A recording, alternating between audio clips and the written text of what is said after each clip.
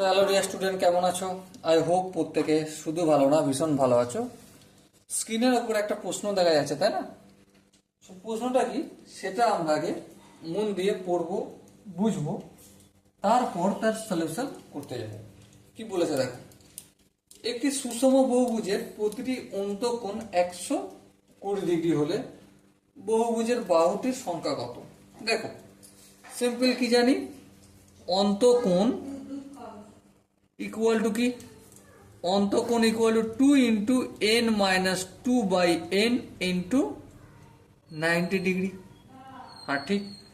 এবারে এখানে অন্তঃকোণ কত বলে দিয়েছে, দেখো কোশ্চেনে বলেছে 120 ডিগ্রি। এই 90টা যদি এদিকে আসে ভাগ হবে, হ্যাঁ, দুইটা এদিকে আসলে কি হয়ে যাবে, এটা ভাগ হয়ে যাবে।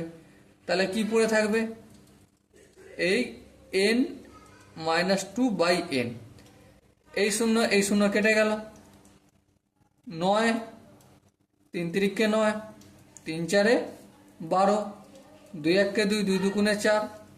সো কি পেলাম, 9 কে 2 দিয়ে গুণ করলে 2n, 3 কে এটা দিয়ে গুণ করবো 3n - 6, এই 6টাকে এদিকে আনলে মাইনাসটা প্লাস হয়ে যাবে 3n, আর এই দুইটাকে অপোজিট দিয়ে নিয়ে গেলে -2n। তাহলে 6 = n হলো। সো বাহুর সংখ্যা কটা হবে, 6টি হবে। এখানে যে 4টে অপশন আছে তার মধ্যে কোনটা সঠিক option? Obviously option B is the right option. So dear student, আশা করি প্রতিটা স্টেপ বোঝা গেছে। যদি কোনো স্টেপ বুঝতে অসুবিধা থাকে বা ডাউট থাকে বা কনফিউশন থাকে, তার জন্য কি করতে হবে, কমেন্ট বক্সে জানাতে হবে। ওকে, সো দেখা হচ্ছে পরবর্তী সেশনে। ততক্ষণ পর্যন্ত ভালো থেকো, সুস্থ থেকো এবং জয় হিন্দ।